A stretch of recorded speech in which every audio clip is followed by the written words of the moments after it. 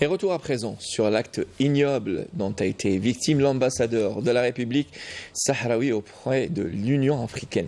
Lamine Abba Ali, qui a été agressé hier par un membre de la délégation marocaine participant à la réunion des experts préparatoires au sommet de la conférence internationale de Tokyo sur le développement de l'Afrique, TICAD. Regardez Raouf Hamouche.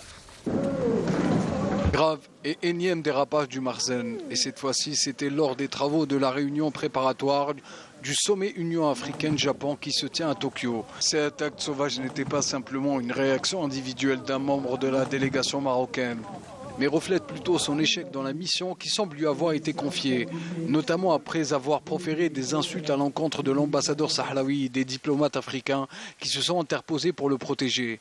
Ce qui s'est passé a révélé l'échec du régime d'occupation marocain à empêcher la délégation sahraoui de participer au sommet de la TICAD, et ce après que l'État hôte a respecté la volonté de l'Union africaine qui refuse toute forme d'exclusion de ses membres dans de telles réunions.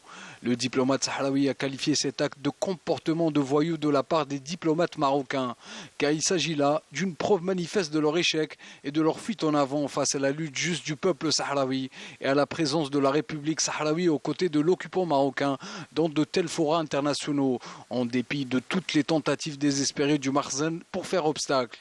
Pour les Sahraouis, ce n'est pas la première fois que les diplomates marocains enfreignent les us et les protocoles diplomatiques.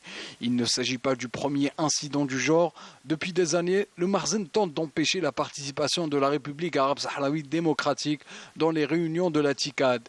Un énième geste qui ne peut être qualifié qu'un geste de désespoir.